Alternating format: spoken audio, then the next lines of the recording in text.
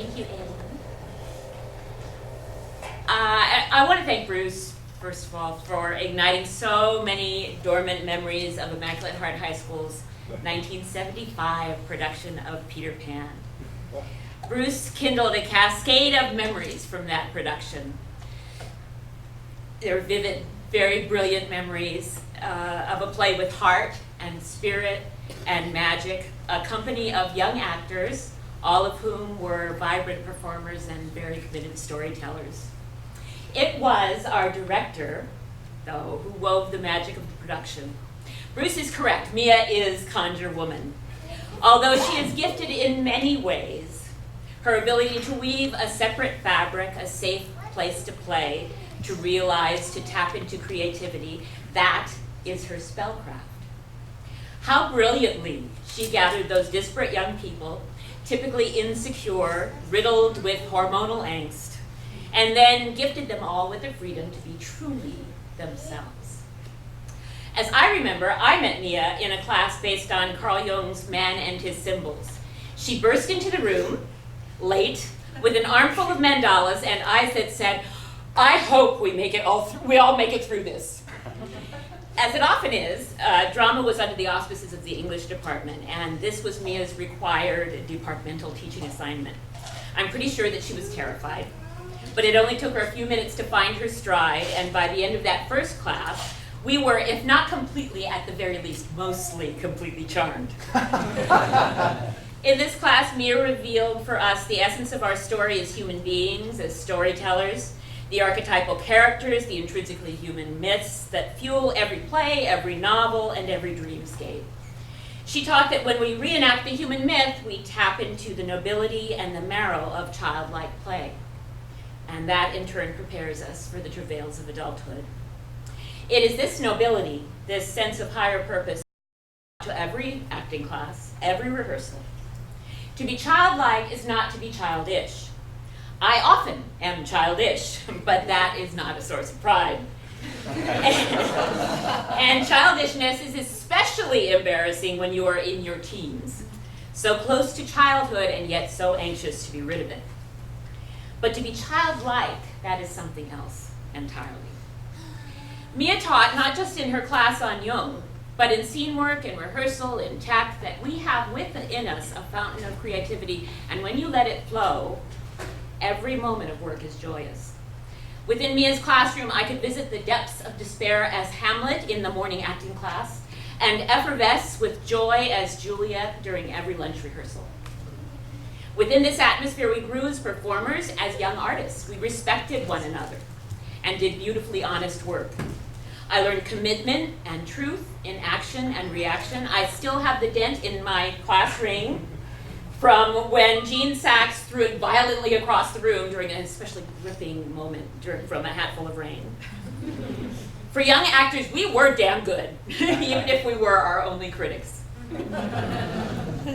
By my senior year, I had gained enough confidence in my ability to wonder why we were not participating in the high school competitive circuit. I brought that to Mia, and she was horrified. It was not the extra hours or the weekends, it was the idea that we were going to be, and possibly quite cruelly, judged.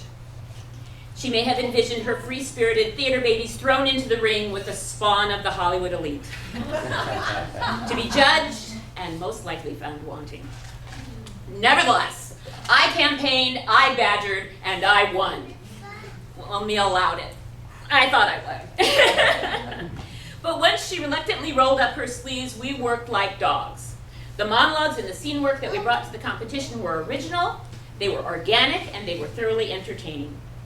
When we found our places in the Beverly Hills High School theater audience, I am not kidding you, it was like the Amundsen. I started sizing up the competition. I was doing Juliet and Ophelia, and I looked pretty similar to the way I do today. Frizzy hair, more teeth than mouth, and a little less of this body.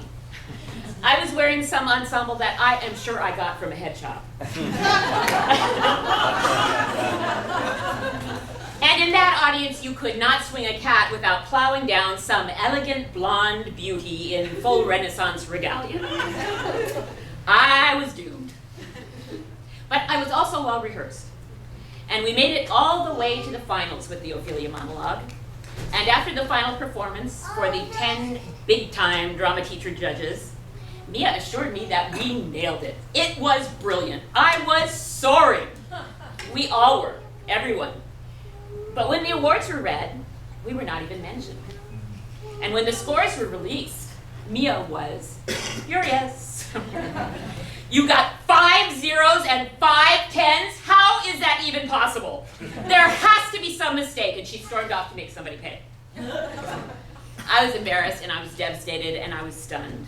And when Mia returned, looking about as deflated and as wrung out as I was, she took me aside and made me look into her eyes. She put her finger in my face, and she said, "You have to know what this means. They either loved you or they hated you. Do you know how rare that is? They will remember you and what you did. How many other people here will be remembered?"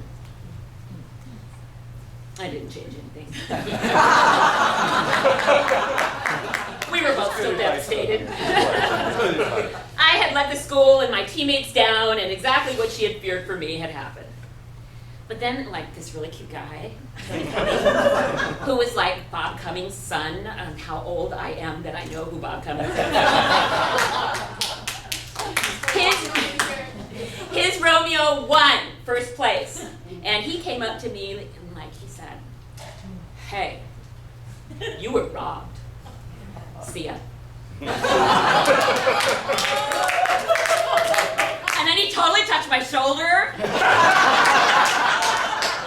And I felt a whole lot better.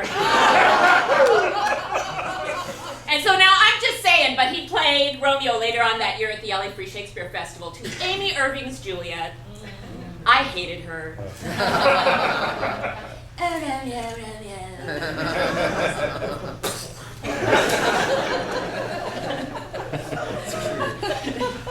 But it isn't Tony Cummings' words that have echoed in my ear time and time again over the course of my life, when things look dark and my confidence wanes. They are Mia's words. Mia, who took me home with her when my parents could not be bothered to come home to me. Mia, who never allowed me to take myself too seriously, and who is just as good an audience as she is a performer. Mia, who can always conjure up a reason to play. And now, I really should have had a drink. Okay, if I may, I know my voice is more like Roseanne Barr than Mary Martin, but we're gonna go for this. This is one of Mia's favorite songs. It's the reason she chose Peter Pan for the IHHS musical, and thank God it's not I Gotta Grow. All right, are you ready? Yes. Yes. We need the lyrics behind you. We got the words. Yes, we got the words. There it is. Where there it is. We can do it. We can do it right now. Oh, we We need the lights down. We need bigger fun. I can't read. I have my glasses There it is. Just wait a second. All right, all you really have to do is repeat. That's it. I won't grow up. You are, it's easy. We can do this. We can do this. We can do this, all right. Okay. All right, are you ready for today's lesson? Yes. That's right. All right, now listen to your teacher and repeat after me. Give us some light. I won't grow up. I won't grow up. I don't want to go to school. I don't want to go to school. Just to learn to be a parrot. Just to learn to be a parrot. And recite a silly rule. And recite a silly rule. If growing up means it would be beneath my dignity to climb a tree, I'll never grow up, never grow up, never grow up. Not me. Not I. Not me. Not me. Never. I won't grow up. I won't grow up. I don't want to wear a tie. I don't want to wear a tie. And a serious expression. And a serious expression. In the middle of July. In the middle of July. And if it means I must prepare to shoulder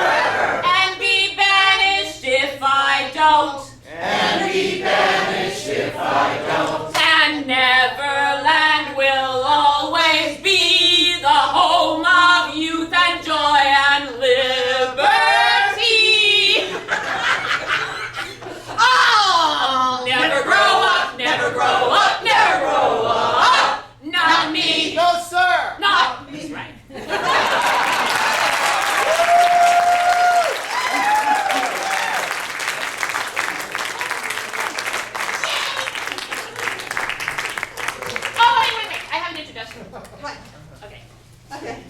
Okay. More girls. Okay. More talk. Oh, can you do it again? Okay.